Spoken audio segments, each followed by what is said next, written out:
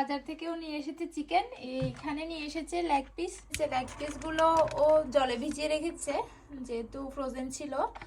আর আরেকটা নিয়ে এসেছে। প্রথম যে বছর ডেনমার্কে এসেছিলাম, এই দেশে আসার পর প্রায় 1 মাস মতো আমি কোনো মাংসই খেতে পারিনি। ডেনমার্কে প্রায় প্রত্যেকটা স্টোরে চিকেনের এই প্যাকেটগুলো আপনার চোখে পড়বে, প্রত্যেকটা প্যাকেটের গায়ে থাকে ওই এক্সপায়ারি ডেট। চিকেনের বিভিন্ন পার্ট যেমন leg piece, boneless chicken, breast piece, chicken wings, chicken keema, এই মতো আলাদা আলাদা প্যাকেটে আপনি আপনার সুবিধা মতো পেয়ে যাবেন।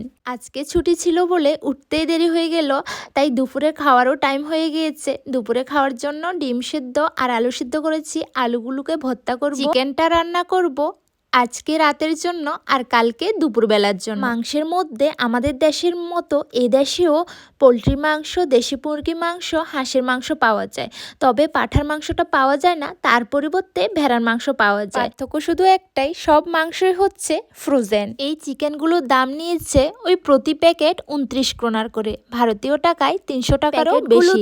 800 গ্রাম করে চিকেন ছিল। আজকে তো পুরোটা রান্না করব না, বাকিটা ফ্রিজারেই রেখে দেব।